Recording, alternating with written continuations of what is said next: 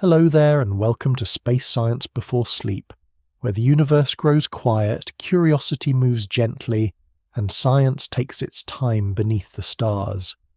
Tonight we're going to travel toward the farthest future physics can describe and ask what, if anything, is waiting at the end of cosmic time. The phrase makes the future sound like a destination, a final shore, a closed door, or perhaps one last second hanging alone in the darkness.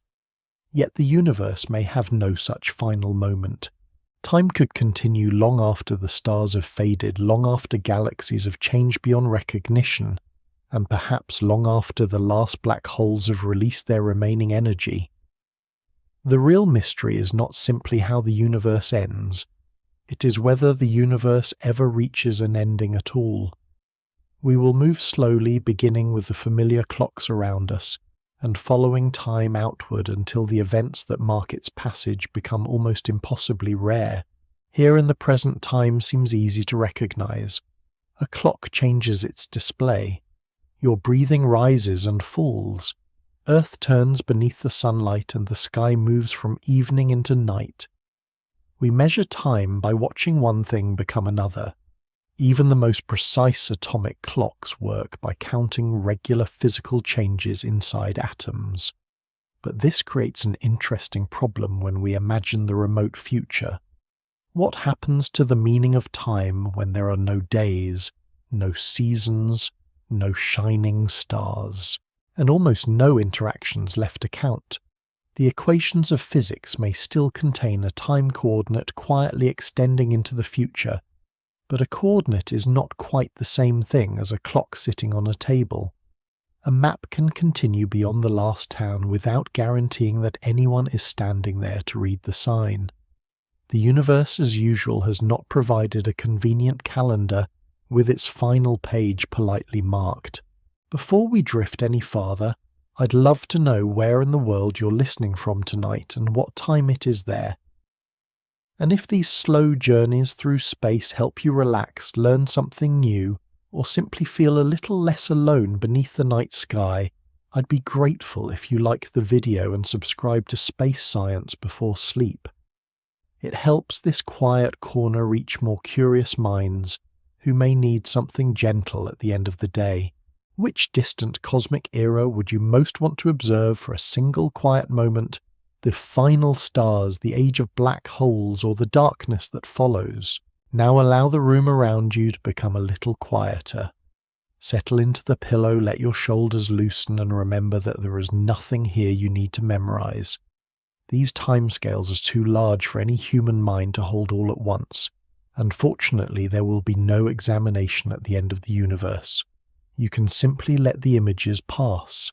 Does cosmic time have a final date? Will expansion continue forever?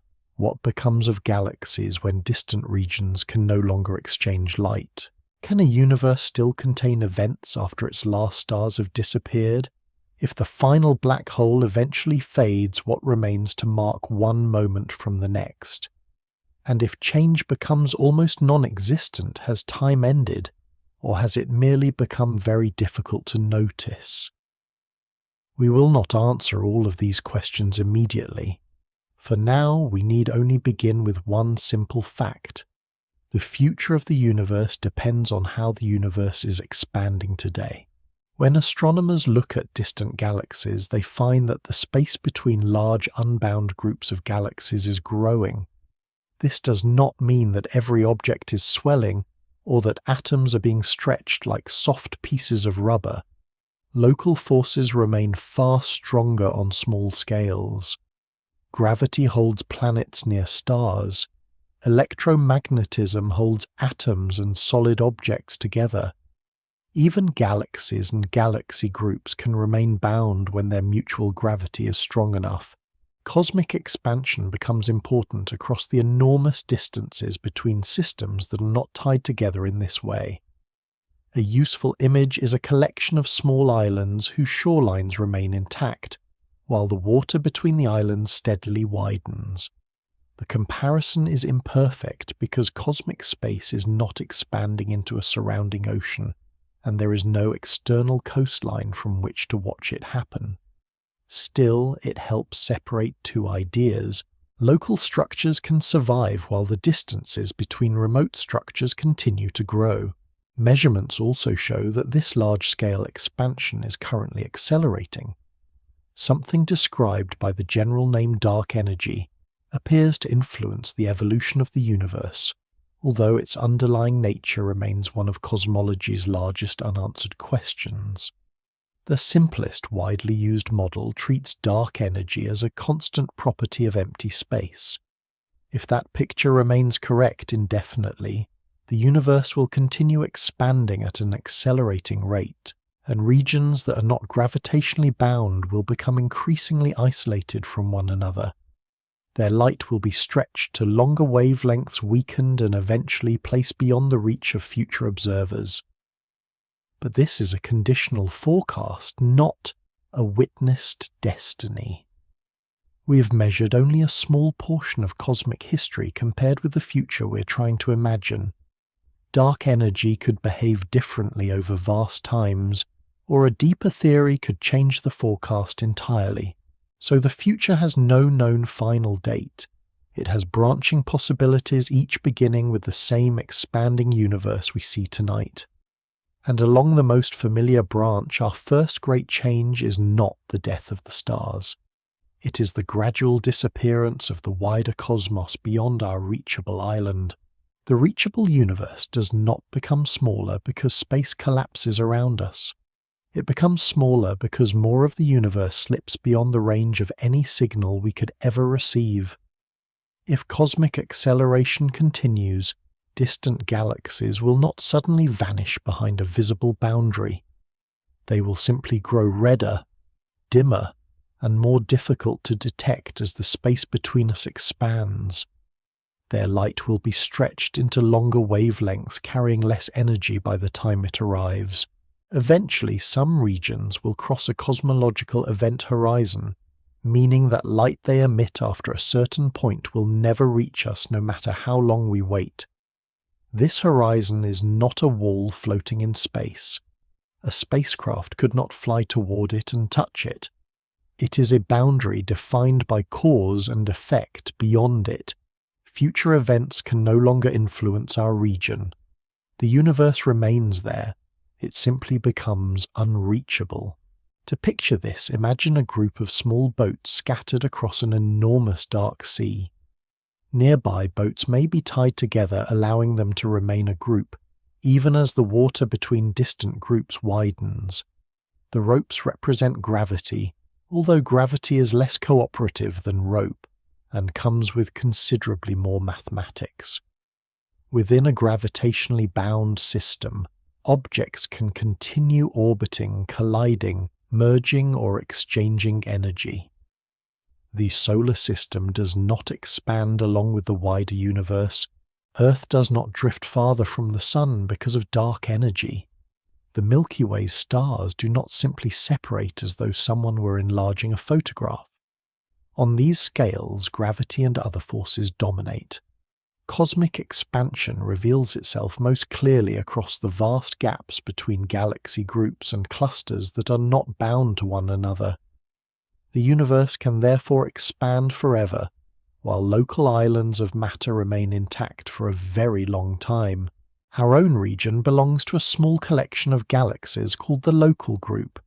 It includes the Milky Way, the Andromeda Galaxy, the Triangulum Galaxy, and many smaller companions. These galaxies are close enough in cosmic terms for their mutual gravity to shape their future. The Milky Way and Andromeda are already moving toward one another, although the distant merger will be a long process rather than a single dramatic collision. Stars are so widely separated that direct stellar impacts will remain rare. Instead, the galaxies' shapes will be rearranged as their stars follow new orbits through a combined gravitational system. Over still longer times, the local group may settle into one large aging galactic remnant. Meanwhile, galaxy groups beyond this bound region will continue receding. The nearest cosmic neighborhoods may remain part of our island, but the wider archipelago will gradually fade from view. The fading is more subtle than an ordinary object moving beyond the range of a telescope. As space expands, the wavelength of travelling light expands with it. Visible light from a distant galaxy shifts toward the infrared, then towards still longer wavelengths. Each photon arrives with less energy, and the interval between arriving photons grows.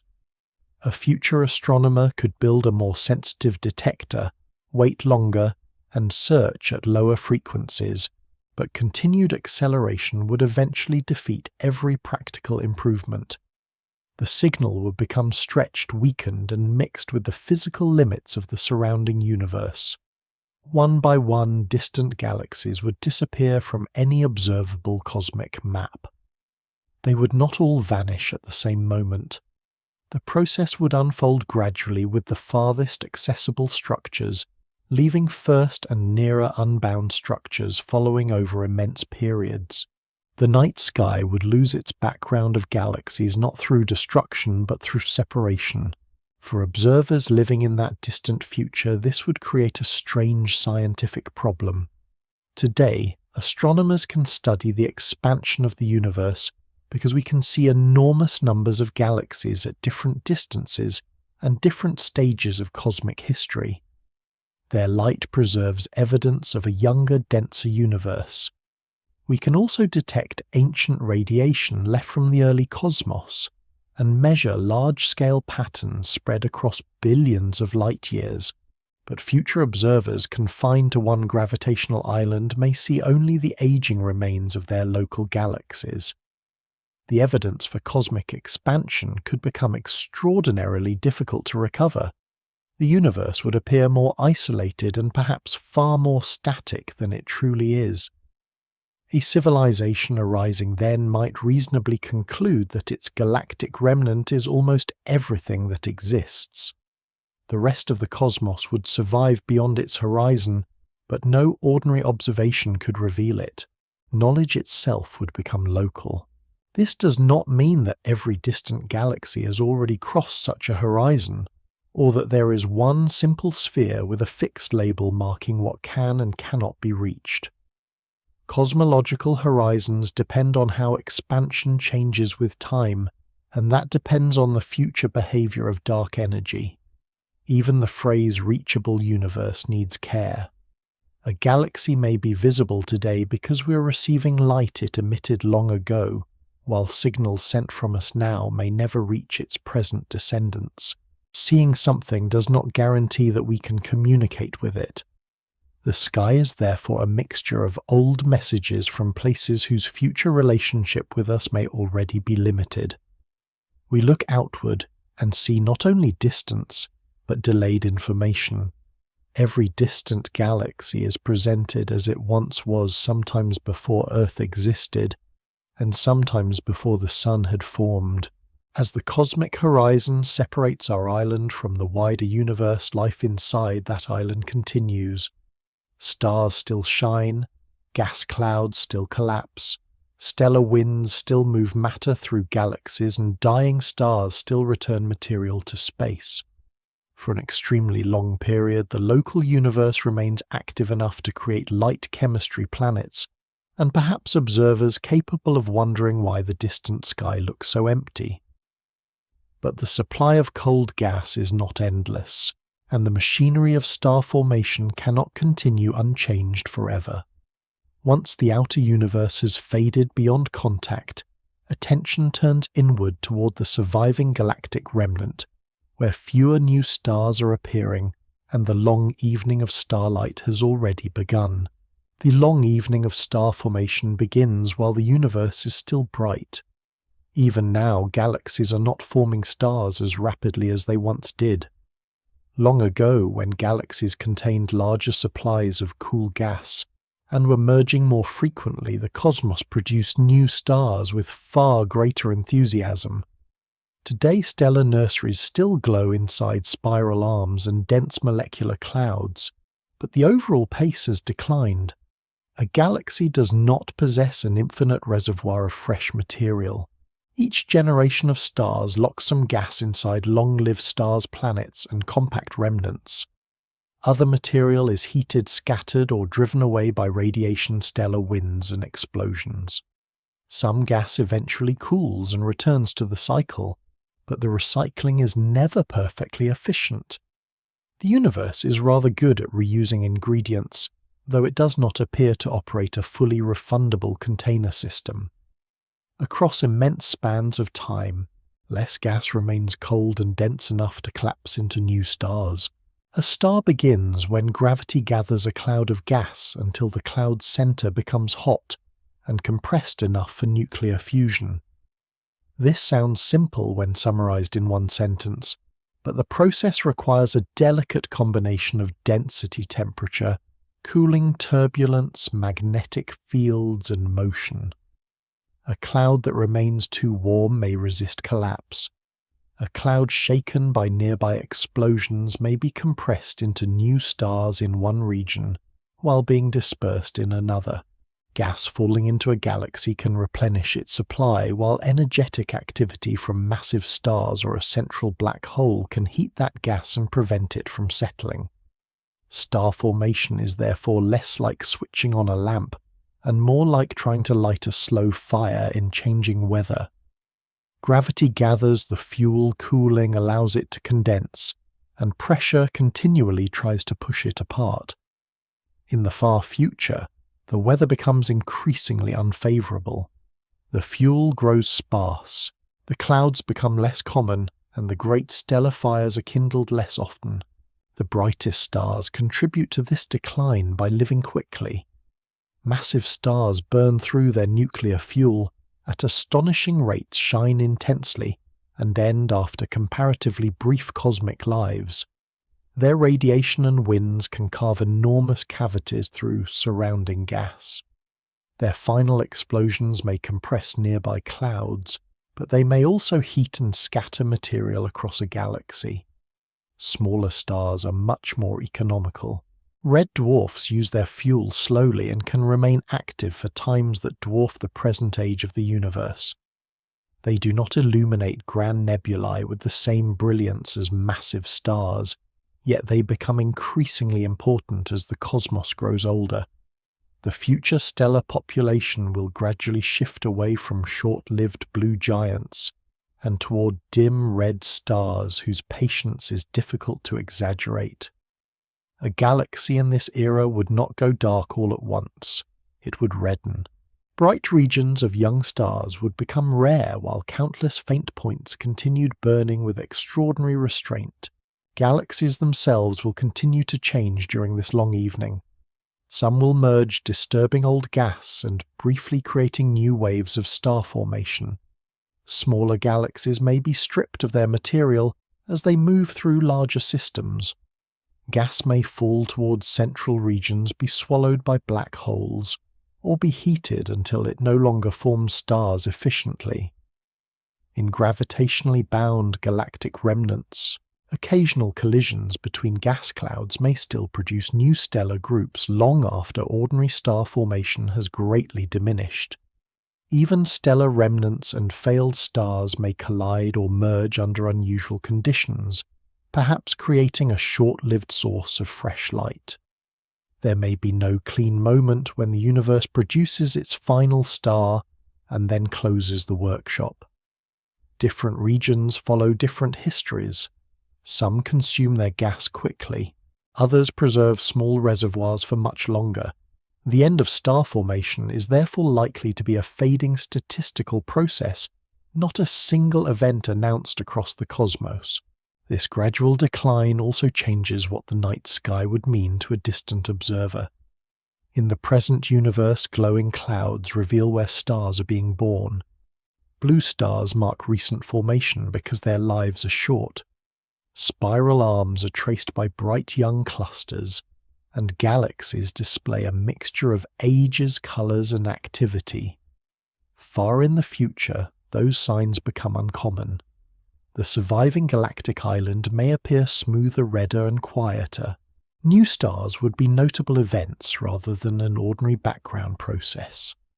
A civilization living near one of the remaining low-mass stars might look outward and see mostly old stellar populations, compact remnants, and enormous regions without visible activity.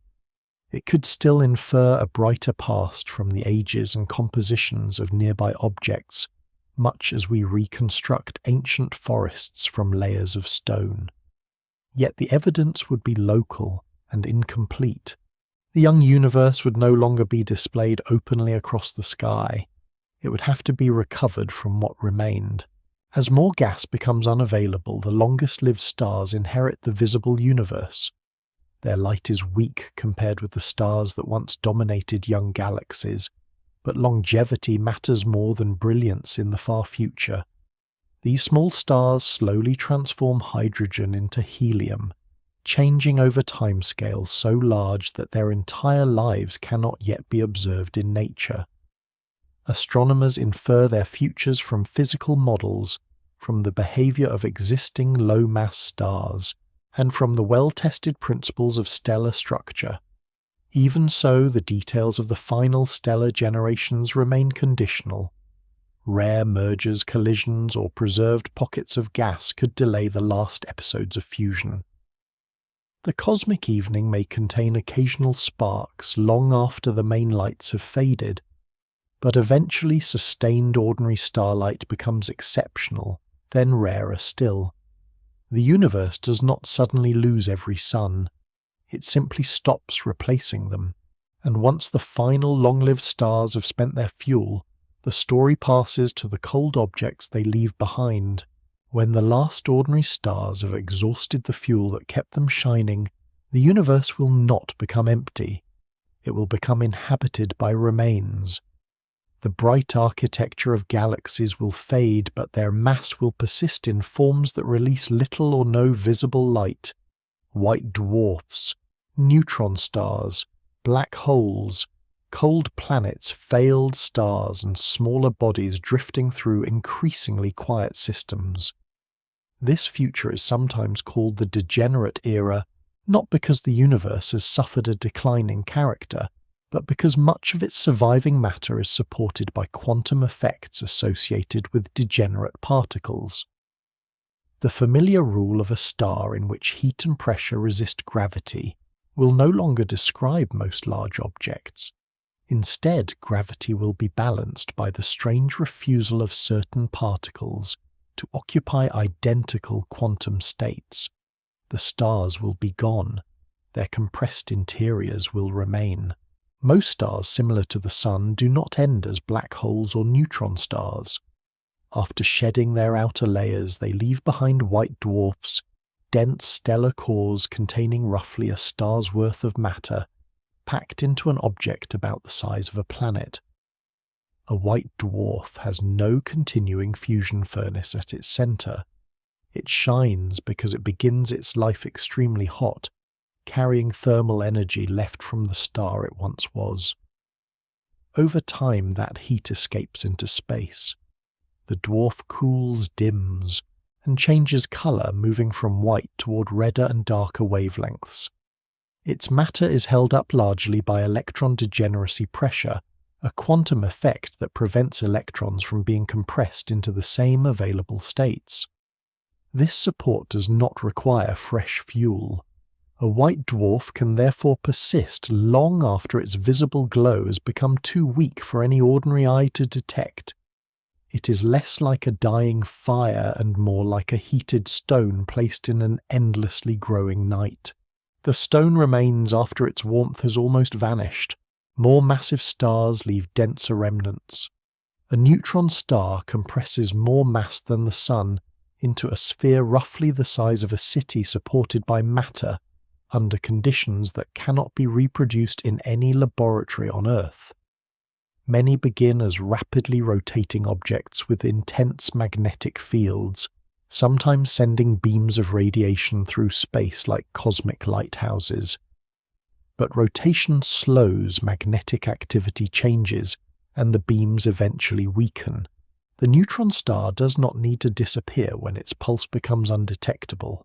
It simply joins the population of dark compact objects whose existence may be revealed only through gravity or a rare interaction. Some uncertainties remain deep inside it.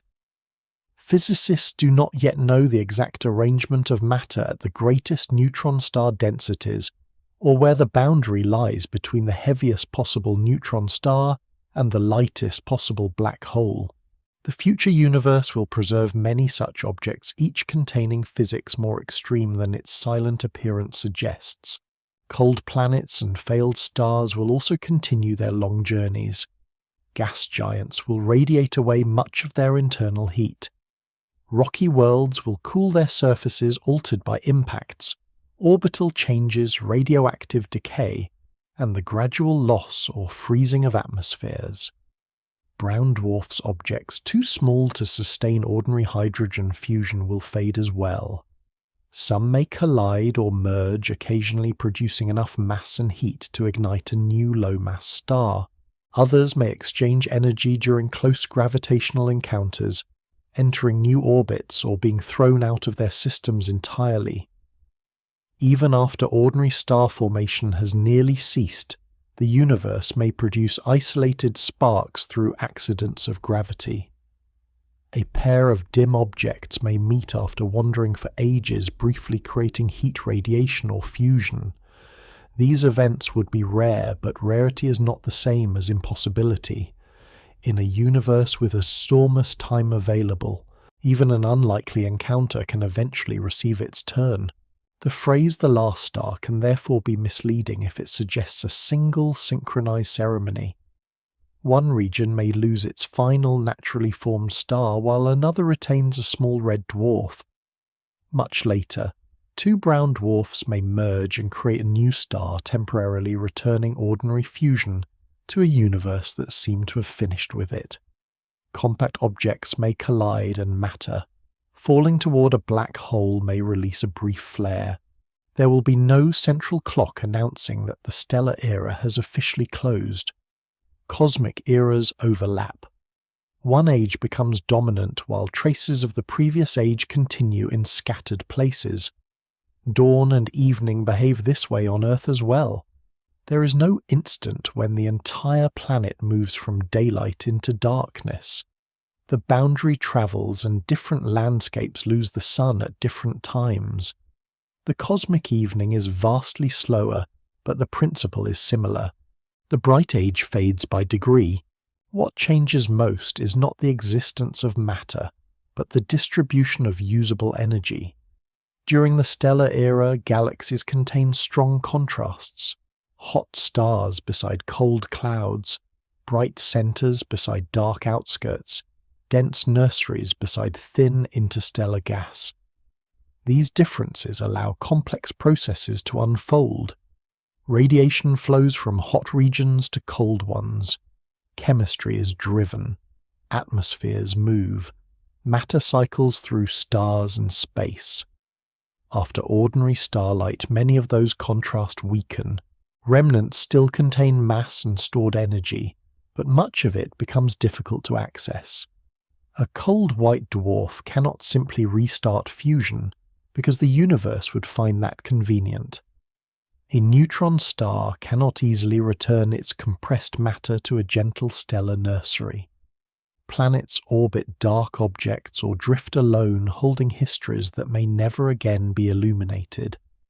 The universe remains full of structure, yet increasingly little of that structure participates in rapid change. Gravity, however, has not retired. It continues working without light, without fuel, and without any concern for how long its tasks require. White dwarfs, neutron stars, planets, brown dwarfs, and black holes continue orbiting within the fading remains of galaxies. Their paths are not perfectly isolated. Over immense periods, close encounters exchange energy. Some objects move inward, others are pushed outward. Binary systems lose orbital energy through gravitational radiation and spiral together. Central black holes gather a fraction of the surviving matter, while other remnants are ejected into the expanding darkness beyond their former galaxies. The age after starlight is therefore not a frozen photograph. It is a slow rearrangement of ruins, and as those gravitational encounters accumulate, the galaxies that once seemed permanent begin object by object to come apart. A galaxy can survive the fading of its stars without remaining a galaxy forever. Once bright stellar nurseries have disappeared and most visible suns have become compact remnants, the system still contains motion. White dwarfs, neutron stars, black holes, brown dwarfs, planets, and smaller bodies continue following orbits through a shared gravitational field. From a great distance, the old galaxy might appear almost frozen, but its apparent stillness would come from the enormous slowness of its evolution. Every object continues pulling on every other object. Most of those pulls are tiny, and most encounters change an orbit by almost nothing. Yet the future offers gravity, a resource it has never lacked time. Slight alterations accumulate, orbits wander, energy moves from one object to another. The galaxy is not struck apart by one great event. It is loosened patiently, through countless meetings too gentle to notice individually. Consider two remnants passing within the same broad region of the galaxy. They do not need to collide. As each moves through the other's gravitational influence, its direction and speed can change slightly. One object may leave the encounter with a little more orbital energy, while the other leaves with a little less. Energy has not appeared from nowhere. It has been exchanged. Cross-repeated encounters, some objects are gradually lifted into wider orbits. Others drift inward toward denser central regions. Astronomers describe this statistical process as gravitational relaxation. It resembles a crowded room in which people continually brush past one another. Except the room may be tens of thousands of light-years wide, the occupants rarely come close, and the gathering continues for spans that make ordinary patience seem rather theatrical. No single encounter decides the future. The slow accumulation does. Objects that repeatedly gain energy may eventually move fast enough to escape the galaxy's gravitational hold. This is sometimes called evaporation, although nothing is turning into vapor. A remnant simply receives enough orbital energy to leave the system and never return. It may then travel alone through the expanding universe, separated from the dark galactic island that once contained it. Over immense periods, a galaxy can lose a growing fraction of its lighter members in this way. Close interactions involving binary systems can be especially effective. A tightly bound pair carries a reservoir of orbital energy. When a third object passes nearby, the binary may become more tightly bound, while the visitor is thrown outward at greater speed. Gravity has performed a kind of quiet exchange. The central pair draws closer, and the passing object receives the fare for a very long one-way journey. Not everything is sent outward. Objects that lose orbital energy tend to move toward the center, where densities are higher, and encounters become more likely. More massive remnants can also experience a collective effect known as dynamical friction. As a heavy object travels through a surrounding population, its gravity slightly rearranges the objects behind it, creating a wake that pulls backward and gradually reduces its motion. The phrase sounds as though the object is rubbing against space, but no material surface is involved. It is an effect produced by gravity and the changing distribution of nearby mass. Over long periods, massive black holes and other dense remnants may gather toward the inner regions of the fading galaxy. Some form binaries, some merge after losing energy through gravitational waves.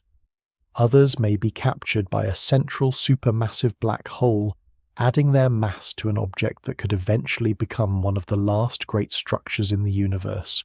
The exact path of this unraveling is not known in detail. A galaxy is not a simple collection of identical objects moving inside a fixed container.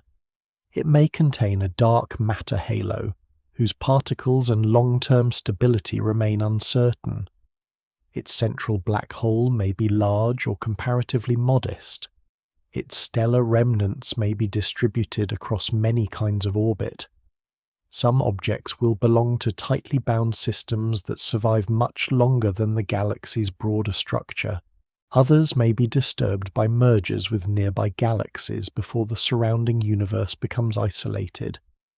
If dark matter decays or interacts in ways not yet discovered, the galaxy's gravitational framework could change. If it remains stable, it may continue influencing orbits for extraordinary periods. The overall picture is reliable in its direction, but uncertain in its schedule. Repeated gravitational interactions tend to redistribute energy, sending some matter inward and some outward, while the recognizable galaxy gradually loses its original form. There may still be occasional moments of light within this dark rearrangement.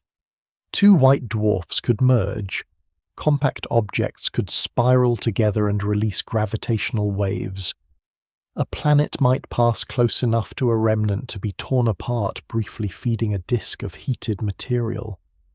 Brown dwarfs could collide, and under unusual circumstances their combined mass might allow a small star to ignite. Such events would not restore the stellar era. They would be isolated sparks inside an age dominated by remnants. Long intervals would separate them, and those intervals would grow more difficult to measure by any familiar astronomical rhythm. Yet they remind us that the degenerate era is not perfectly motionless. Darkness can contain dynamics. Cold structures can still exchange energy. A universe does not need a sky full of stars in order to have a history. Eventually, much of the matter once gathered into galaxies may follow one of two broad paths. Some objects will be expelled into enormous solitude, becoming wandering remnants with no larger luminous system to call home. Others will move inward, merging with companions, or feeding the black holes near the center. Small bound groups may persist, and individual binaries may remain intact long after the surrounding galactic structure is dissolved. There is no single night when the galaxy disappears. Its edges become less meaningful, its population thins, and its central concentration grows more dominant, until the old arrangement survives mostly as a memory written into the trajectories of departing objects. But among all these remnants, white dwarfs may endure with exceptional quietness, cooling for ages beyond any era the present universe has experienced. To follow them farther, we must leave the unravelling galaxy behind and approach a class of objects that has never yet existed, the cold dark descendants known as black dwarfs. A black dwarf is not a new kind of star being born in the darkness. It is the name given to the hypothetical final condition of a white dwarf after that remnant has released almost all of the heat it can easily lose. No black dwarfs exist in the universe today. The cosmos is only about 14 billion years old, which is nowhere near long enough for even the oldest white dwarfs to cool into complete invisibility. Every white dwarf we observe still carries some warmth from its former life as the core of a star. Some are extremely faint, but they are not finished cooling. A true black dwarf belongs to a future so remote that the present universe has not yet produced even one example. We can describe it only by extending physical laws tested on younger white dwarfs into an era no telescope can observe. The object is therefore both a prediction and a question, a dark sphere made from ancient stellar matter, waiting not at the end of time but somewhere along the almost immeasurable road toward it. A white dwarf begins very hot because it is the exposed core left after a star has shed its outer layers. It no longer generates substantial energy through ordinary fusion. Instead, it slowly radiates stored thermal energy into surrounding space. At first, that cooling is comparatively rapid. especially while the remnant remains bright and hot. Later, as the white dwarf's temperature falls, the process becomes slower. Its outer layers regulate how efficiently heat can escape, while changes inside the dense core alter the cooling rate. Astronomers use this predictable fading as a kind of cosmic clock, estimating the ages of stellar populations by finding their coolest white dwarfs. Yet even this clock changes its ticking as the interior evolves. A white dwarf is not simply a ball whose temperature falls at a perfectly steady pace. Its particles settle its matter separates by composition, and its core gradually changes from a dense fluid into something more ordered. Cooling has an internal history. Deep inside, many white dwarfs' carbon and oxygen nuclei are packed together within a sea of highly compressed electrons. As the temperature decreases, the nuclei lose enough motion to settle into an organized crystalline structure. This is often compared with freezing, though the material is far denser and stranger than water becoming ice. Crystallization releases energy and can slow the remnant's cooling, while carbon and oxygen may separate in ways that also affect its internal structure. We have evidence that crystallization is already occurring inside some white dwarfs today. The future black dwarf would carry that process much farther, becoming a largely solid object supported by electron degeneracy pressure. It might be tempting to call it a planet-sized diamond, but that familiar image has limits. A diamond on Earth is held together by chemical bonds. A white dwarf is a compact stellar remnant whose structure depends on gravity and quantum mechanics. Jewelry stores have little reason to revise their inventory. Once the remnant has become cold and crystalline, its appearance would offer almost no clue to the extraordinary conditions inside. It would emit very little light, possess no burning surface, and drift through a universe where ordinary stars had become rare or absent. Yet cold does not mean simple. Electron degeneracy pressure would continue resisting gravitational compression, allowing the object to retain roughly its compact size without needing thermal pressure from a hot interior. Its atoms would not resemble the loosely arranged atoms of a cold rock. Their electrons would be forced into a shared quantum state spread through the dense material, while the nuclei formed an immense lattice. To an outside observer, the black dwarf might seem inactive. At the particle level, however, quantum mechanics would still apply. Forces would still act. Gravity would still shape the object. The absence of visible light would mark the loss of accessible heat, not the suspension of physical law. Over still greater times, theoretical possibilities begin to divide. Quantum tunneling may allow nuclear reactions to occur even when the black dwarf is far too cold for ordinary fusion. In classical physics, positively charged nuclei would lack enough energy to overcome their electrical repulsion. Quantum physics gives them a tiny probability of passing through that barrier instead. Under some models, extremely slow reactions could gradually transform lighter nuclei into heavier ones.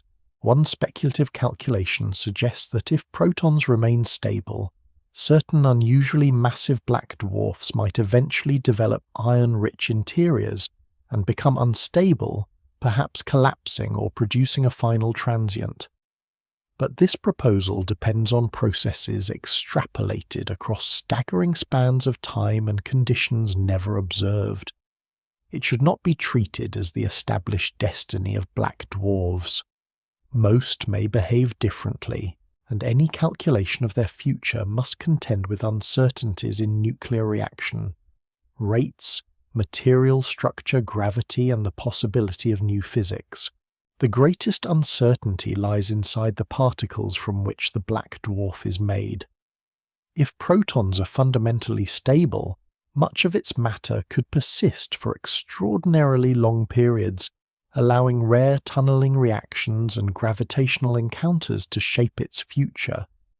If protons eventually decay, the story changes completely.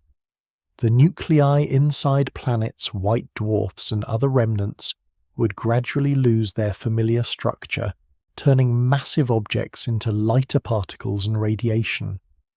No proton decay has ever been detected, so physics does not yet know which branch nature follows. The black dwarf therefore becomes a quiet laboratory for a question the current universe cannot answer. Its final state depends not only on stellar evolution but on whether matter itself is permanent. Even without proton decay, a black dwarf would not be guaranteed an undisturbed eternity. A passing compact object might alter its orbit. A collision could break it apart, merge it with another remnant, or push it above a threshold that triggers collapse. A central black hole might capture it. Gravitational encounters could eject it from the remains of its galaxy, leaving it to wander through expanding space alone. But many black dwarfs may avoid such events and continue cooling until the difference between their temperature and their surroundings becomes almost meaningless. They would preserve the compressed ashes of stars long after the light of those stars had vanished from every sky. Whether those ashes remain intact forever leads us away from the history of stars and into the stability of matter itself, toward a question hidden inside each ordinary proton. The question hidden inside a proton is not whether it appears stable during a human life. It does. Protons have endured inside ordinary matter for as long as we have been able to examine them, and many have existed since the early universe. The deeper question is whether that stability is absolute or merely so extraordinary that no decay has yet occurred inside our experiments. A proton is one of the main building blocks of atomic nuclei. Along with neutrons, it supplies almost all the mass of familiar matter from stones and oceans to planets and cold stellar remnants. If protons are permanent, much of the matter left after the stars could survive in recognizable form for immense periods. If they are not, then even black dwarfs, frozen planets, and abandoned worlds would possess an internal clock. It would not tick regularly. Each proton would simply carry an unimaginably small chance of changing, and across enough particles and enough time, that chance could transform the future universe. In the standard model of particle physics, the theory that successfully describes known elementary particles and three of the fundamental interactions, isolated protons do not decay through the ordinary processes we observe. This agrees remarkably well with experience. A glass of water does not quietly lose its hydrogen nuclei while sitting on a table, and the atoms in your body are not expected to dissolve during the night. But physicists do not regard the standard model as the final explanation of nature. It does not provide a complete account of gravity, dark matter, or several other deep questions. Some proposed grand unified theories attempt to describe the strong nuclear interaction and the electro-weak interaction as different expressions of one deeper framework. In several of these theories, the separation between quarks and leptons is not permanent. A proton could eventually transform into lighter particles, such as a positron, together with short-lived particles that rapidly produce radiation. The exact products depend on the theory. No single decay route is guaranteed, because a proton's possible lifetime would be vastly longer than the age of the universe. Scientists do not watch one proton and wait. That would be a research program of admirable commitment and very limited scheduling appeal. Instead, experiments monitor enormous numbers of protons at once. Large underground detectors contain vast quantities of water or other material, providing more potential decay opportunities than any small laboratory sample could offer. They are placed deep below the surface to reduce interference from cosmic rays. Sensitive instruments then watch for a distinctive pattern of particles and light that would appear if a proton decayed through a particular channel. The challenge is not only to detect a rare signal, but also to distinguish it from neutrino interactions and other background events that can create similar patterns. So far, searchers have found no convincing evidence of proton decay. They have instead established that, for the channels tested, protons must survive for extraordinarily long times on average. An average lifetime does not mean that every proton carries a hidden appointment on the same distant date. Radioactive processes are probabilistic. A large collection of unstable particles may display a predictable statistical decline, even though the decay time of any individual particle cannot be forecast. If proton decay exists, one proton might change earlier and another much later. In a black dwarf containing an immense number of protons, the first few decays would make almost no visible difference. Their products would deposit energy or escape depending on the object and the decay mode. But over spans of time far beyond the stellar era, repeated decays could slowly alter. Nuclei reduce the object's mass and weaken the matter supporting its structure. A planet would not vanish in a flash. A white or black dwarf would not suddenly burst like a soap bubble. The transformation would be gradual, particle by particle, with ordinary matter losing its familiar architecture from within. As nuclei change, the remains of stars and planets could become less massive and less tightly bound. Some decay products might include photons, neutrinos, electrons, positrons, or other lighter particles, again depending on the underlying physics. Radiation could escape into expanding space. Oppositely charged particles might meet and annihilate, converting more of the remaining mass into photons. Dense remnants would respond as their internal composition and gravitational binding changed. Eventually, if decay continued and no stable heavy particles replaced the protons, objects built from ordinary atomic matter could cease to exist as compact structures. Mountains, planets, and stellar ashes would share the same distant fate, not because they were struck by anything from outside, but because the particles preserving their mass were never truly eternal. Matter would become a temporary arrangement, although temporary would be doing heroic work in a sentence about such timescales, yet the opposite branch remains open. Proton decay has not been observed, and nature may preserve protons indefinitely. Some theories forbid the process, while others predict lifetimes far beyond even the reach of the most ambitious detectors. If protons are stable cold matter, could persist and undergo a different set of extremely slow changes. Black dwarfs might continue evolving through rare quantum tunneling reactions. Compact objects could be disrupted by gravitational encounters, swallowed by black holes or expelled into intergalactic solitude. Planets and smaller bodies might survive as frozen relics until another interaction altered them. The future would still change, but gravity and quantum mechanics rather than proton decay would do most of the work. This is why the question matters so much. A result measured in a detector on Earth could determine whether the remote universe gradually dissolves its ordinary matter or preserves islands of it through the dark eras. For now, every proton around us keeps its answer private. The silence of the experiments tells us that decay, if it happens, is exceedingly rare. It does not tell us that decay is impossible. Nor does a beautiful unifying theory count as evidence that nature has chosen it. The honest picture therefore divides into two futures. In one, matter slowly converts into lighter particles and radiation until planets and stellar remnants lose their identities. In the other, stable matter remains available for gravity to scatter, merge, capture, and rearrange across still greater ages. Both futures lead us away from galaxies as we know them and toward isolated events separated by enormous darkness. Whether the ruins dissolve or endure motion has not completely ended.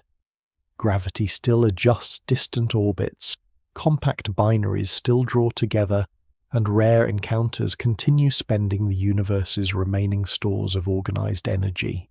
Even if ordinary matter proves stable, the dark universe will not become perfectly still. Gravity does not need starlight warmth or fresh gas in order to continue changing orbits. It needs only mass motion and enough time. By this stage, the old galaxies have thinned into loose populations of white dwarfs, neutron stars, black holes, cold planets, and smaller remnants. Many have already escaped into intergalactic darkness. Others remain inside small bound groups or pairs, circling one another through spaces that once held luminous stars. Most of these systems will spend enormous intervals doing almost nothing visible. Then a distant companion will alter an orbit by a fraction. A third object will pass through, or a binary will release a little energy into gravitational waves. The adjustment may be tiny. Given a long enough future, tiny adjustments can decide where everything eventually goes. A close gravitational encounter acts like an exchange conducted without contact. Suppose three compact remnants approach one another with two already forming a binary. The passing object tugs on both members of the pair, and the pair tugs back. When the encounter ends, the visitor may leave faster than it arrived, carrying away energy. The binary responds by becoming more tightly bound, its members settling into a smaller orbit. Repeated encounters can harden such a pair again and again. At the same time, the departing object may be launched out of the local system entirely. This process helps sort the survivors. Some are scattered into wider and quieter paths. Some are expelled forever. A few are driven inward toward regions where other remnants and black holes are more concentrated. Gravity has no manager assigning destinations. The outcome emerges statistically from countless meetings, each following the same laws, but beginning from slightly different positions and speeds. Not every remnant needs a third visitor to change its fate. Two dense objects in orbit continually disturb space-time and can radiate gravitational waves. Those waves carry energy away from the system. As the orbital energy falls, the objects move closer together and circle more quickly, slowly at first and then more rapidly as the separation shrinks. We observe this process in compact binaries today, and gravitational wave detectors have recorded the final mergers of black holes and neutron stars. In the far future, the same mechanism may continue inside binaries that survive the dispersal of their galaxies. A pair of white dwarfs might merge. Two neutron stars could spiral together. Black holes could combine into larger black holes. The exact outcome depends on mass composition, spin, and surrounding objects, but the underlying direction is clear. A sufficiently tight binary can convert organized orbital motion into gravitational radiation until the pair becomes one object. These mergers would be rare lamps in an overwhelmingly dark age. Two white dwarfs might produce a burst of nuclear activity if their combined structure crosses the right physical thresholds, although the details depend strongly on their masses and compositions. Neutron star encounters could release radiation and create a black hole, while black hole mergers would send most of their announcement not as light, but as waves passing through space-time. A cold planet passing too close to a compact remnant might be torn apart by tidal forces spreading debris into a temporary disk. Some of that material could heat as it falls inward, creating a brief glow after ages without ordinary starlight. None of this would restore a busy galaxy. The events would be separated by extraordinary distances and intervals. They would resemble isolated notes played in a hall that has been silent for so long that the idea of a melody has almost disappeared. Gravity can also rearrange systems without producing a collision. A planet orbiting a white dwarf may be disturbed by a passing remnant and thrown into a new orbit. A moon may be stripped from its planet. A loosely bound pair may be separated while a tighter pair survives. In systems containing several objects, long-term motion can become chaotic, meaning that extremely small differences in present conditions grow into large differences in the distant outcome. This does not make the laws of gravity uncertain. It makes the exact future difficult to calculate. We can describe broad possibilities and statistical tendencies more confidently than the final path of one particular object. Across remote cosmic ages, that distinction becomes essential. The general picture of scattering, capture, merger, and escape is physically grounded.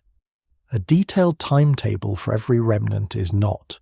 If protons decay, many ordinary objects may dissolve before gravity has time to arrange all of these encounters.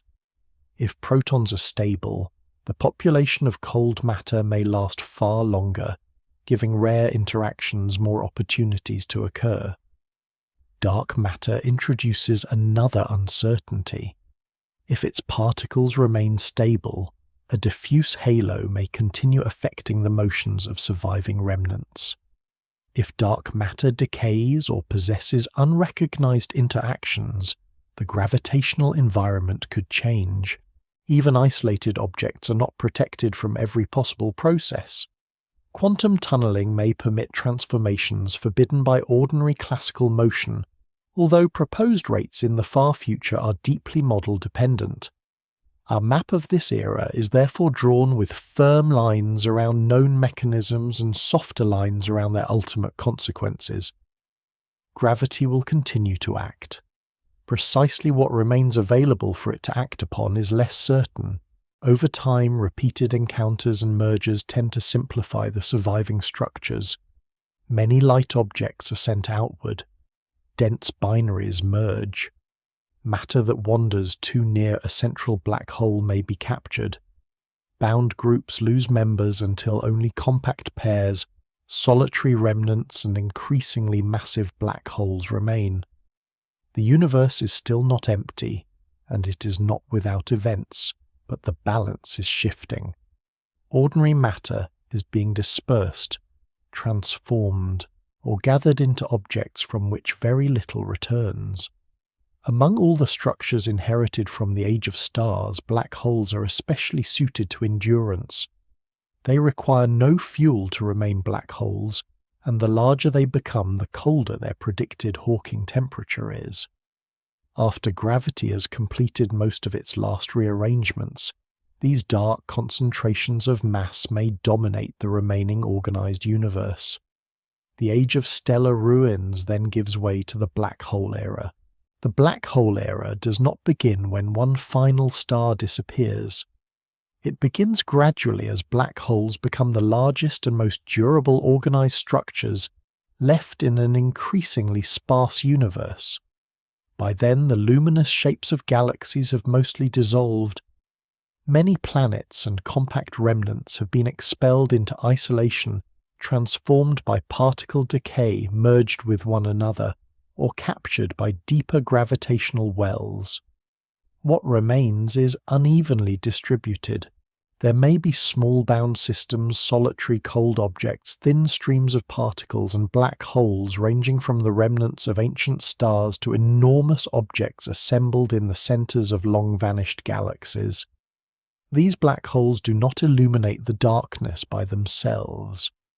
Without surrounding matter, there is no bright accretion disk, no glowing ring of heated gas, and no powerful jet announcing their position. They persist mainly as regions of curved space-time, detectable in principle through gravity even when almost nothing remains nearby to reveal them. The smallest members of this population may have formed from the collapse of stars or from later mergers between compact objects. The largest began as the central black holes of galaxies, and grew by consuming gas, capturing stars, and merging with other black holes during the active history of the cosmos. By the black hole era, most of that abundant food is gone. Gas is no longer pouring through busy galactic centers. Stars are no longer passing regularly through crowded nuclear clusters. A black hole may occasionally capture a wandering remnant or a cloud of thin debris, briefly converting part of that material's gravitational energy into heat and radiation before it crosses the horizon. but such meals become rare. The popular image of a black hole as a cosmic vacuum cleaner has always been misleading. A distant object can orbit one quite peacefully if it has the right motion. In the far future, most black holes will have very little nearby to clean, whether or not they were ever consulted about the job description. During earlier eras, black holes can gain mass faster than they lose it. They absorb matter and radiation from their surroundings, including the faint background light filling the universe. In the standard semi-classical description, however, a black hole also possesses a temperature and emits an extremely weak form of thermal radiation. For ordinary astrophysical black holes, this predicted Hawking temperature is extraordinarily low. The larger the black hole, the lower its temperature, and the more slowly it loses mass. In the present universe, the surrounding cosmic background is warmer than the Hawking temperature of stellar and supermassive black holes, so they are not yet living as truly isolated evaporating objects. They can absorb more environmental radiation than they emit through this process. But as an expanding universe ages, its background radiation becomes increasingly stretched and cooled. Under the simplest continuing expansion scenario, the surroundings eventually become cold enough for isolated black holes to lose more energy than they gain. This reversal would not resemble a fire suddenly catching. A large black hole would radiate so faintly that for almost all of its existence, its mass loss would be unimaginably slow. It can be pictured as a reservoir with a leak so small that the surface appears perfectly steady across any reasonable observation. Yet the reservoir is not eternal merely because the leak is difficult to measure. Hawking's calculation joins quantum field theory with curved space-time and predicts that the black hole gradually transfers energy into radiation. Because energy and mass are related, the black hole becomes lighter. As it loses mass, its temperature rises and the rate of loss increases. This creates a long, quiet evolution followed by a much more rapid final stage. The comparison with a leaking reservoir eventually fails because an ordinary leak usually slows as the reservoir empties. A black hole, according to the semi-classical formula, behaves in the opposite direction. It grows warmer as it grows smaller. Before evaporation becomes the main story, black holes may spend vast ages merging and gathering the last accessible matter. Two black holes left in a sufficiently tight orbit can continue radiating gravitational waves until they combine. A smaller black hole may be captured by a larger one. Remnants passing near a horizon may add their mass to it while distant objects escape forever. These processes tend to concentrate some of the surviving organized energy into fewer and larger black holes. Each merger releases a fraction of the system's energy as gravitational radiation, which then travels outward through the expanding universe.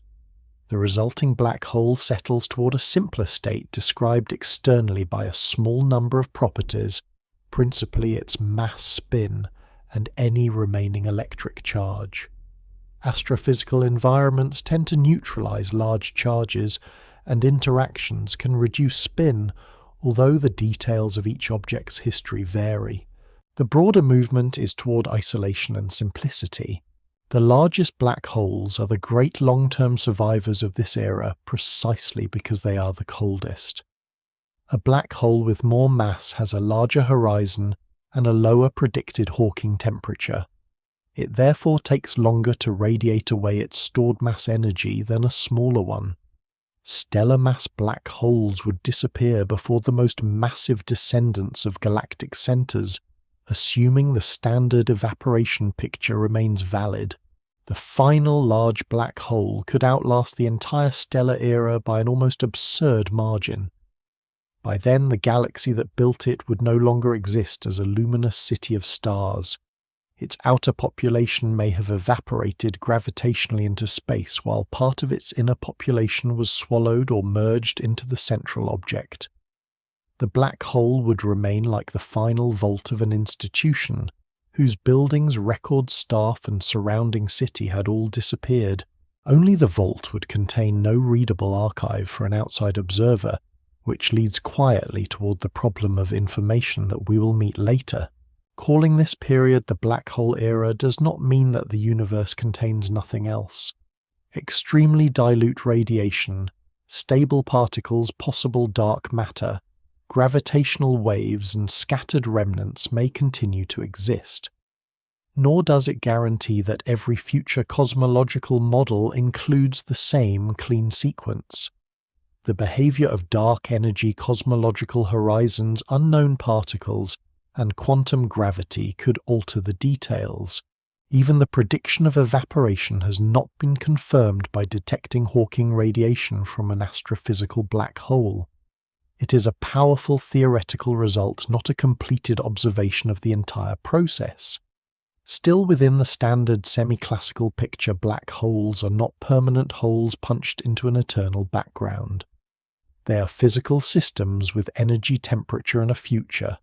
For most of that future, they change almost imperceptibly.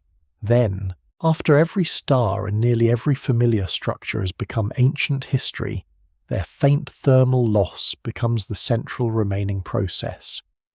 To understand how the darkest objects can become the universe's longest burning fires, we must look more carefully at the radiation carrying their mass away. A black hole can become one of the universe's longest lasting sources of radiation, precisely because it radiates so slowly. During almost all of its life, the emission predicted by Stephen Hawking's calculation would be too faint to resemble any ordinary fire. There is no glowing surface, no burning fuel, and no hot material escaping from inside the event horizon. Instead, the radiation arises from quantum fields living in the curved space-time around a black hole. To a distant observer, those fields can produce a stream of particles with a nearly thermal spectrum.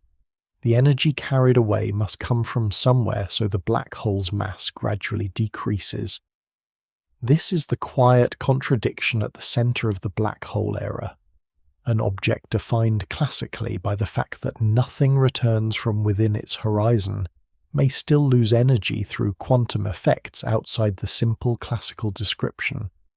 The horizon remains one way for anything that has crossed it, yet the black hole as a whole is not necessarily eternal. Hawking radiation is often explained by imagining a pair of particles appearing beside the horizon, with one falling inward while the other escapes. This picture can be useful as a first sketch, but it should not be taken as a literal photograph of the process. The fuller explanation involves the way quantum fields are divided into particles by observers in different regions of curved space-time. Empty space in quantum theory is not a simple absence of everything. A state that appears empty according to one natural definition of particles need not appear empty according to another, especially when space-time contains a horizon formed by gravitational collapse. The outgoing radiation detected far away is related to how field vibrations are stretched and rearranged by the black hole's geometry. No tiny factory needs to sit directly on the horizon manufacturing paired objects. The result comes from the behavior of the field across the space-time as a whole. The mathematics is less convenient to picture, but nature has never promised that the easiest cartoon would also be the complete explanation. For a simple uncharged non-rotating black hole, the predicted temperature is inversely related to its mass. A very massive black hole is extremely cold. A smaller black hole is warmer. This means the giant descendants of galactic centers would radiate far more slowly than black holes formed from individual stars. For most of the black hole era, their temperatures would remain extraordinarily low, and their loss of mass would proceed at an almost motionless pace. As the black hole shrinks, however, its temperature rises. A warmer black hole emits energy more rapidly, which makes it lose mass faster, which raises its temperature further. The process accelerates. It is the opposite of a familiar hot object cooling down. A cup of tea loses heat and becomes less active. an evaporating black hole loses mass and, according to the semi-classical calculation, becomes more active. T remains the easier item to keep beside the bed. The radiation would not consist of one permanent type of particle. A large cold black hole can efficiently emit only very light forms of radiation.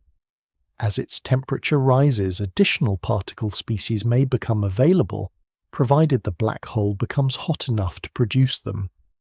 The precise emission is also shaped by the surrounding space-time, which does not allow every possible field vibration to travel outward equally. Some are scattered by the black hole's gravitational environment, altering the spectrum received far away. These details matter to physicists calculating how quickly a black hole loses mass, but the broad story remains simple enough to carry with us. Energy escapes, the mass falls, the temperature rises. The process remains almost imperceptible for an immense portion of the black hole's existence, and becomes rapid only near the end. That final acceleration is why black holes can dominate the future for so long, and then disappear across a comparatively small fraction of their total lifetime. Yet the phrase near the end hides the most important uncertainty. Hawking's calculation treats quantum fields on a curved spacetime, while the gravitational geometry itself remains largely classical. This is an excellent approximation when the black hole is much larger than the scales where quantum gravity is expected to dominate. But as the black hole becomes extremely small and energetic, that approximation eventually loses reliability. The curvature can become too strong, the remaining mass too low, and the interaction between quantum theory and spacetime too important to ignore. At that point, physicists cannot confidently continue the familiar equations all the way to a final answer. The black hole might evaporate completely. It might leave a tiny remnant. Its final state might be replaced by a process that cannot be described as an ordinary black hole at all. Different approaches to quantum gravity suggest different possibilities, and none has been confirmed by observing an astrophysical black hole reach this stage.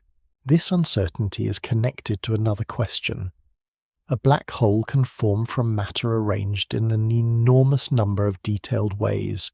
Stars, gas, radiation, planets, or other black holes may all contribute to it. From outside, however, the settled black hole is described by only a few broad properties. If it later emits radiation that appears almost perfectly thermal and then disappears, what happens to the detailed quantum information associated with everything that formed it?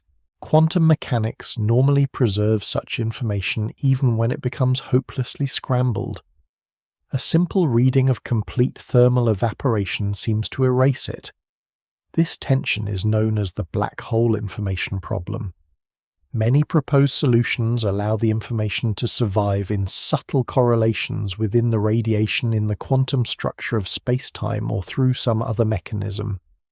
There has been major theoretical progress, but there is no experimentally verified description of the complete evaporation of a real black hole. The final radiation may carry more history than its nearly featureless warmth first suggests. Whatever the endpoint proves to be, the ordinary black hole era would eventually draw to a close if isolated black holes truly lose mass. Smaller ones would vanish first. Larger ones would continue radiating through far greater ages, becoming the last major stores of concentrated mass energy. Then even the greatest surviving horizon would shrink toward the regime where our present theories become incomplete. Perhaps the final black hole would disappear into radiation. Perhaps it would leave an unfamiliar relic. There would be no surrounding galaxy to witness it, no night sky full of stars, and perhaps no observer waiting nearby.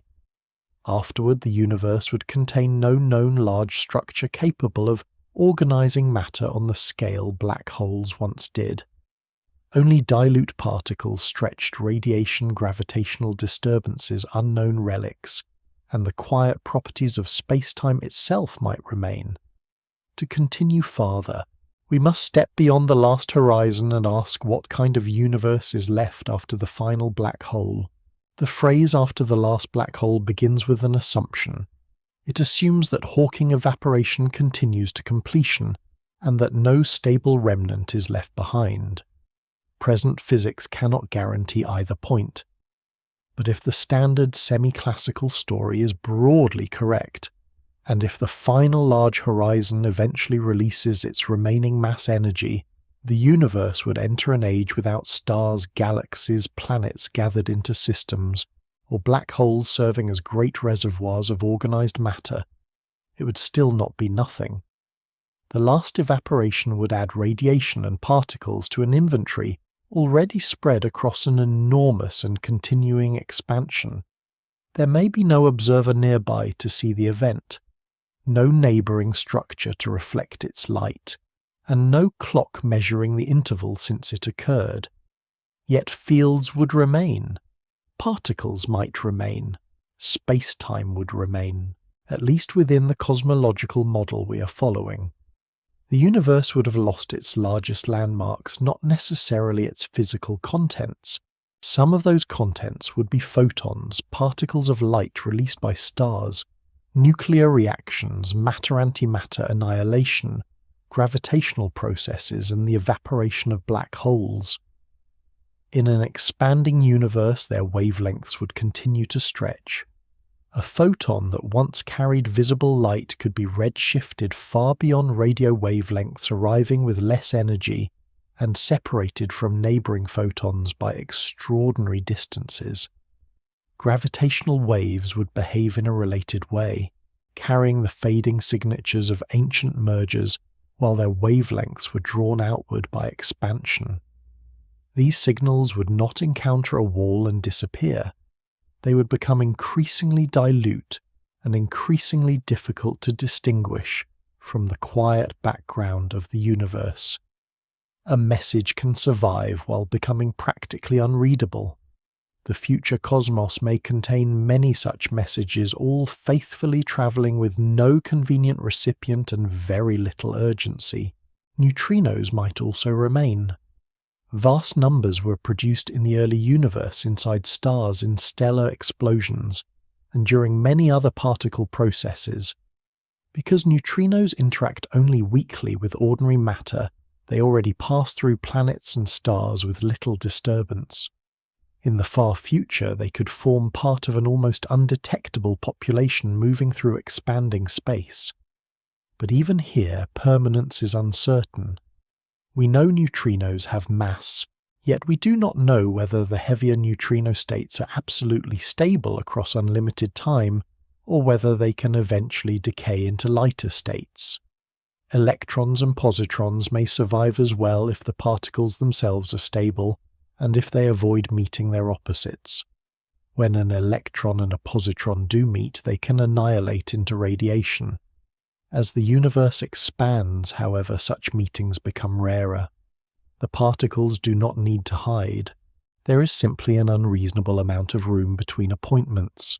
Dark matter creates an even larger blank space in the future inventory. Whatever dark matter is, it has played a major role in the formation of galaxies and the growth of cosmic structure. Yet its particles have not been identified, and their ultimate stability is unknown. If dark matter is made of particles that decay, then much of it may disappear into lighter products before the end of the black hole era. If it is stable, isolated dark matter particles or thin-bound concentrations could remain long afterward. Some candidates might annihilate with one another, but continued expansion and gravitational dispersal would reduce the chance of encounters. Other candidates might never annihilate at all. The far future universe therefore depends on a particle whose present identity is still missing from our laboratories. We can predict the general thinning of matter more confidently than we can name every substance being thinned. There may also be relics that do not appear in the simplest version of the story. If black hole evaporation stops near an extremely small scale, stable or long-lived remnants could persist after every ordinary horizon has vanished. Such objects are proposed in several approaches to quantum gravity, partly as possible places for the information once carried by a black hole to remain. They are not established components of nature. No experiment has detected one, and different theoretical models disagree about whether remnants should exist or whether they would create further problems. Other forms of new physics could leave their own relic particles, defects, or vacuum structures. This is why the dark era should not be described as a known collection of photons drifting through perfect emptiness. Our current theories provide a list of plausible survivors, not a completed census. At the farthest edge of prediction, the missing items may matter more than the familiar ones. Even a universe emptied of ordinary objects may possess a horizon with thermodynamic properties. If dark energy behaves like a positive cosmological constant, an observer's accessible region approaches a form of de Sitter space with a cosmological event horizon and an associated extremely low temperature. Empty space in this model is therefore not identical to a perfectly cold, featureless stage. Quantum fields and horizons complicate the meaning of vacuum temperature and equilibrium. Different observers may have access to different regions, and material separated beyond their horizons can no longer exchange information with them. The universe as a whole may continue expanding, while each causal region contains only a finite and sparse selection of what once existed. This does not restore stars or create an ordinary warm environment. It simply reminds us that the word empty becomes less straightforward when gravity quantum fields and horizons are allowed into the conversation. Events could still occur, but they would be rare and often deeply speculative. A surviving particle might decay. Two wandering particles might eventually meet. A remnant might release stored information or energy. Quantum fields might fluctuate, although the significance of extremely rare fluctuations in an eternally expanding universe remains entangled with difficult questions about probability and cosmology. We should resist filling the darkness with every event that mathematics can be persuaded to permit. The responsible conclusion is quieter.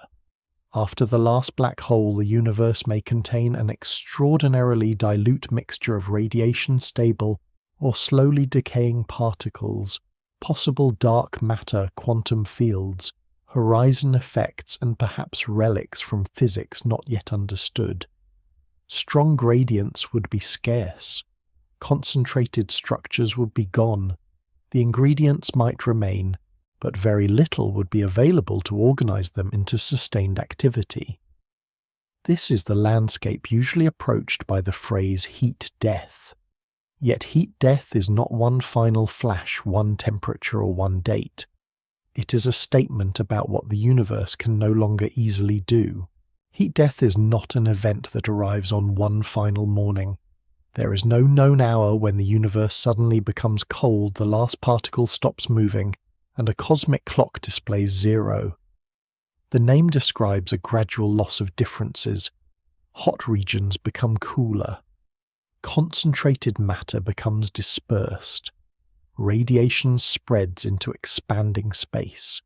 Structures that once stored energy in organized forms decay, merge, evaporate, or drift beyond contact. As these contrasts weaken, fewer processes remain able to produce lasting change. The universe may still contain particles, fields, motion, and temperature, but those ingredients become increasingly difficult to use. Heat death is therefore not mainly about heat, and it is not quite a death in the ordinary sense. It is the possible approach toward a condition in which the universe has almost no accessible way to turn one form of organized energy into another. To understand this, consider a warm cup placed in a cooler room. At first, there is clear temperature difference between the drink and its surroundings. Energy flows outward from the warmer water into the cooler air. That difference could, at least in principle, be used to perform a small amount of work. Once the cup and the room reach nearly the same temperature, energy has not vanished. The molecules still move and the total amount of energy remains. What has been lost is the useful contrast that drove the flow. The heat is more evenly distributed, so the system has fewer available ways to produce directed change. Heat death applies a related idea to the universe on an almost unimaginable scale.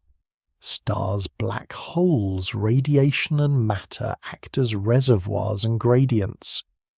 As those gradients fade, the cosmic machinery runs out not of energy itself, but of energy arranged in conveniently unequal places. Physicists describe this change using entropy. The word is sometimes treated as a synonym for disorder, but that can be misleading. A more careful description concerns the number of microscopic arrangements compatible with the large-scale state of a system. A neat concentration of energy can often evolve into many more dispersed arrangements than the reverse. A hot star can radiate into cold surrounding space through countless possible paths.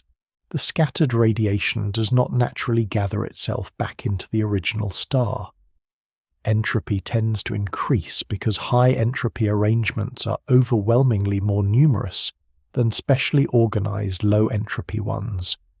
This does not mean that local structure can never form. Gravity has built stars, planets, and galaxies while the total entropy of the wider system increased. But every structure requires energy flows and produces waste heat. When no useful gradients remain to support new organization, sustained complexity becomes far more difficult. The cup comparison helps, but the universe is not simply a sealed room with walls. Space itself expands. Gravity behaves differently from ordinary gases. Black holes and cosmological horizons carry entropy in ways that have no simple kitchen equivalent. If dark energy is a constant property of space, the far future may approach a disaster-like condition, containing a cosmological horizon with an associated temperature. In that case, the universe may not cool toward literal absolute zero.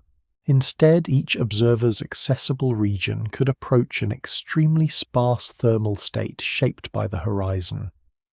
The exact meaning of maximum entropy also becomes more subtle when spacetime is dynamic and different observers cannot reach the same regions. The broad idea remains useful, accessible free energy declines and large-scale differences fade. But we should not imagine the entire infinite universe settling into one ordinary box with one thermometer placed politely in the middle. This is why heat death can still contain motion. A photon may continue traveling. A stable particle may cross an empty region. Quantum fields do not switch off merely because stars are gone. Rare decays or interactions may still occur depending on which particles survive and which physical laws remain valid. Yet motion alone is not enough to build a rich history. A single particle moving through darkness does not automatically create a new star, a new planet, or a new clock. For that, matter and energy must meet under useful conditions, and those meetings become less likely as expansion increases the separation between survivors. Events could be divided by intervals so vast that the entire age of stars would look brief beside them. The universe would not be a frozen picture. It would be a story in which the spaces between meaningful sentences keep growing longer, nor would heat death provide an obvious final observer who announces that equilibrium has been reached. Any observer is a physical system. It needs stored energy, internal organization, a way to record information, and a difference between its own processes and the surrounding environment. Those resources cannot be maintained indefinitely in the simplest heat-death scenario. Long before the universe approaches its quietest condition, familiar stars and planets have disappeared or changed beyond recognition. Later structures would also consume whatever gradient supported them. Eventually there may be no working clock capable of counting the remaining intervals. This does not prove that time has stopped. The equations may continue describing later states.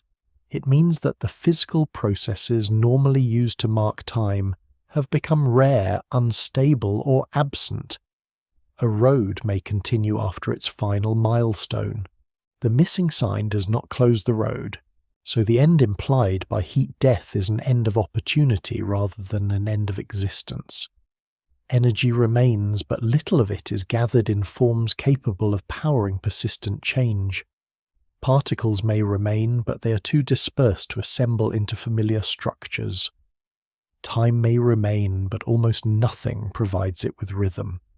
And the approach may never be completed at one finite moment. Each era can be quieter than the one before it, each interaction more isolated, each usable difference smaller while the universe continues toward equilibrium without arriving at a ceremonial final second. This is the leading broad destination if expansion continues indefinitely, and the simplest assumptions about dark energy and particle physics remain valid. But those assumptions are not laws carved beyond time. Dark energy may evolve, the vacuum may not be permanent, expansion itself could follow a different path. Before we accept heat death as the last page, we must consider the other endings the universe has not yet ruled out. Heat death is not the only future allowed by the equations. It is the broad destination reached when we combine several assumptions. Cosmic expansion continues indefinitely. Dark energy behaves approximately like a constant property of space. Ordinary matter follows the long-term paths we've described, and no undiscovered law interrupts the sequence.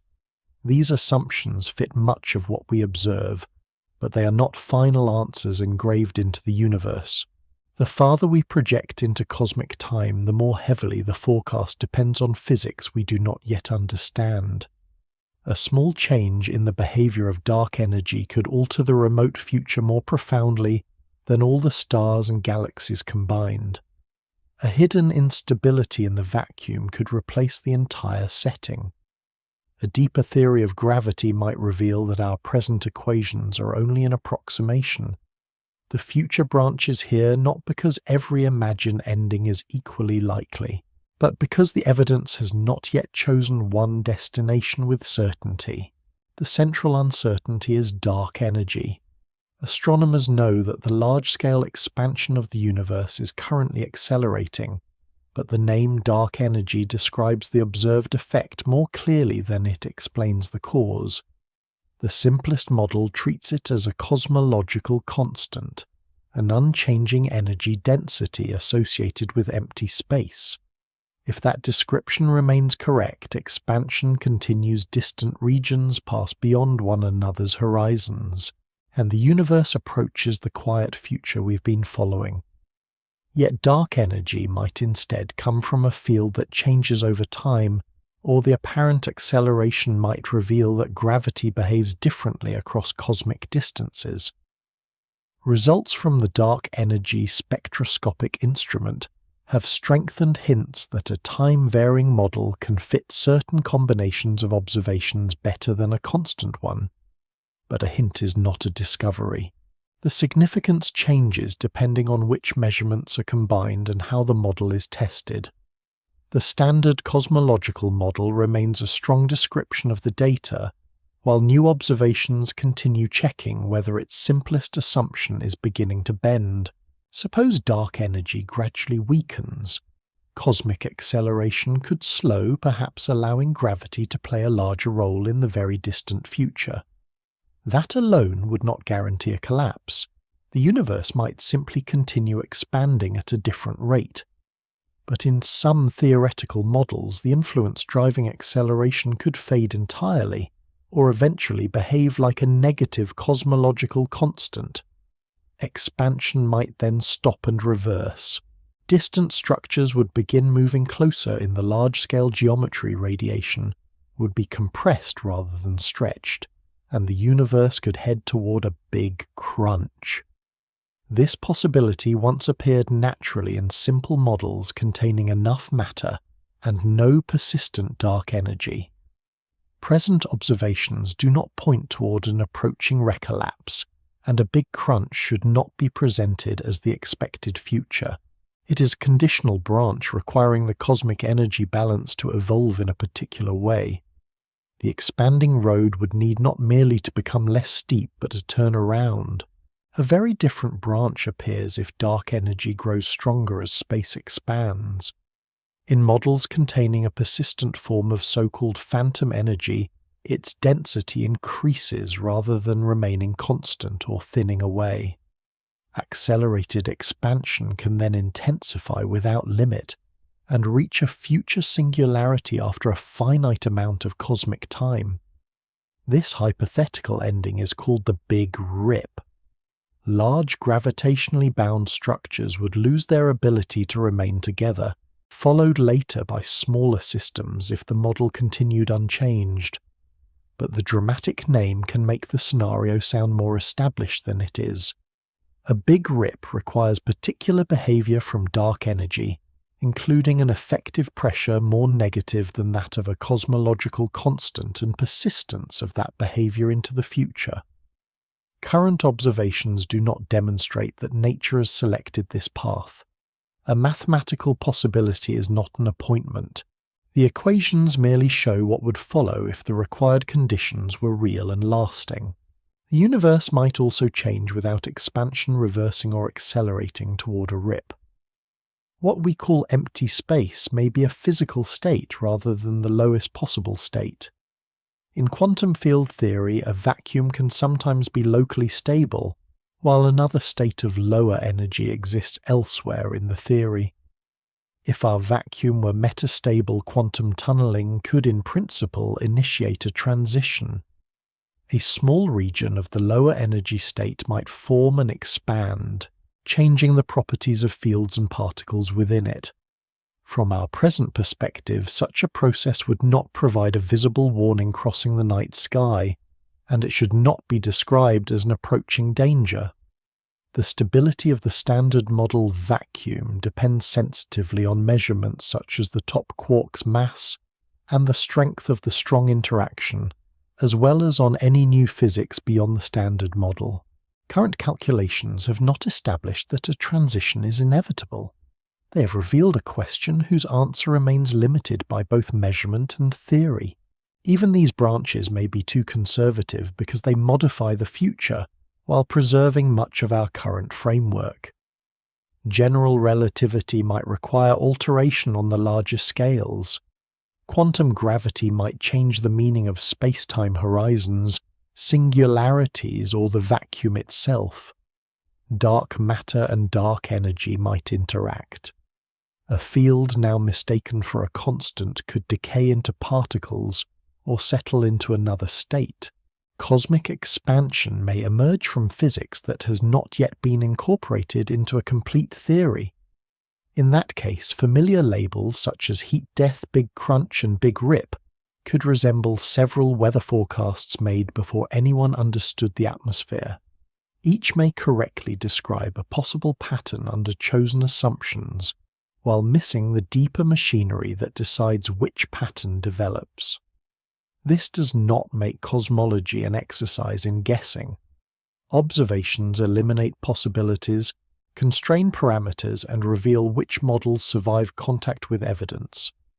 But the forecast becomes less secure as it extends farther beyond the era those observations directly test. So the possible endings do not deserve equal weight. Continued expansion toward a cold, dilute future remains the simplest broad projection from the standard cosmological model. A future recollapse requires dark energy to change in a way not presently established. A big rip requires an even more specific form of growing dark energy. Vacuum transition belongs to particle physics and depends on quantities and new laws still under investigation. Unknown gravity is by definition difficult to turn into a detailed prediction. The responsible picture is not a wheel of equally likely cosmic disasters. It is one leading path surrounded by conditional alternatives, each reminding us where knowledge becomes extrapolation. and whichever branch nature follows, the title's deepest question remains. Does cosmic time reach a final moment, or do our proposed endings merely describe the disappearance of the processes that once made time visible? To answer that, we must return from the branching futures to the quietest possibility of all, a road that keeps extending after its last recognizable landmark. The future we have been approaching may never arrive as a single place in time. There may be no final date written into the equations, no last page on which the universe becomes officially complete, and no final observer waiting beside a clock to announce that everything is over. Under the simplest continuing expansion model, each era gives way to one that is quieter than the last. Stars become remnants.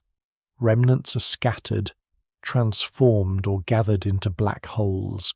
Black holes lose their mass through an almost immeasurably slow quantum process. Radiation stretches, particles separate. Useful differences in energy become harder to find, yet every stage can still be followed by a later stage. This silence deepens without necessarily becoming mathematically final.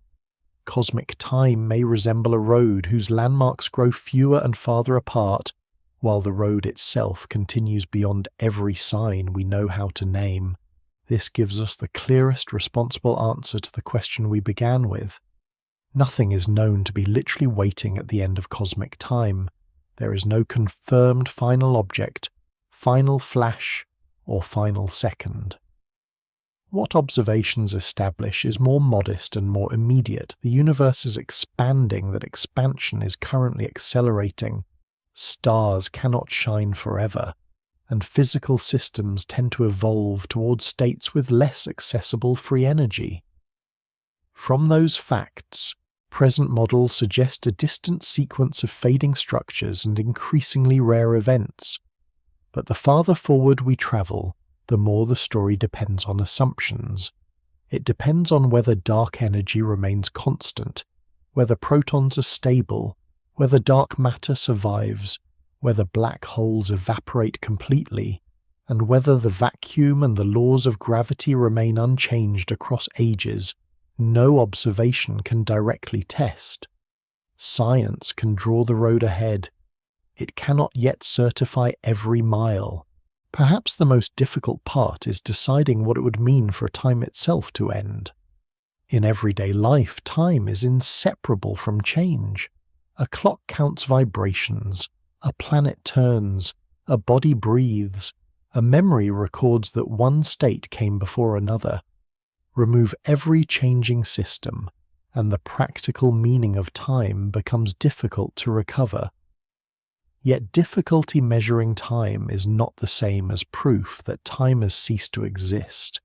The equations describing an expanding spacetime may continue to include later moments, even when no durable clock remains to mark them. A photon may still travel, a field may still fluctuate, a stable particle may continue along its path. Rare events, if they remain possible, may occur after intervals beyond any useful comparison. Time could continue as a physical dimension, while losing almost every rhythm by which an observer would recognize it. The clock hands move, but the face has grown dark. There is also no guarantee that the universe settles into perfect and permanent inactivity. Heat death is an approach toward the loss of usable gradients, not necessarily a flawless stillness reached at one finite instant. Quantum theory permits probabilities rather than absolute classical silence. Horizons may possess temperatures, particles may decay, unknown relics may change, but possibility alone does not create a rich future. A rare fluctuation separated from another by an interval of unimaginable length does not restore galaxies' chemistry or a continuous history of observers. The universe may retain occasional punctuation after the main narrative has faded, but punctuation is not the same as a new chapter. And because our understanding of quantum gravity and cosmology remains incomplete, We should not pretend to know whether the most remote future is truly empty, eternally fluctuating, or described by concepts that have not yet been invented. If dark energy changes, the road may lead somewhere else.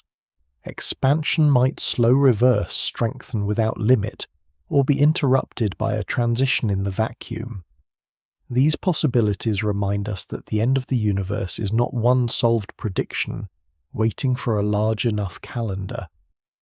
It is a meeting place between cosmology, particle physics, thermodynamics, and quantum gravity. Each field provides part of the map, and the blank spaces lie precisely where their descriptions must eventually join. Uncertainty here is not an embarrassment. It is the correct scientific result. The universe has revealed enough of its past for us to reconstruct billions of years of history, yet its remote future depends on properties that current observations are only beginning to test. We're asking the cosmos to describe an eternity after examining it during one young and luminous interval. The surprising thing is not that the answer remains incomplete. The surprising thing is how far the known laws allow us to travel at all. Now let the journey turn gently back toward the present.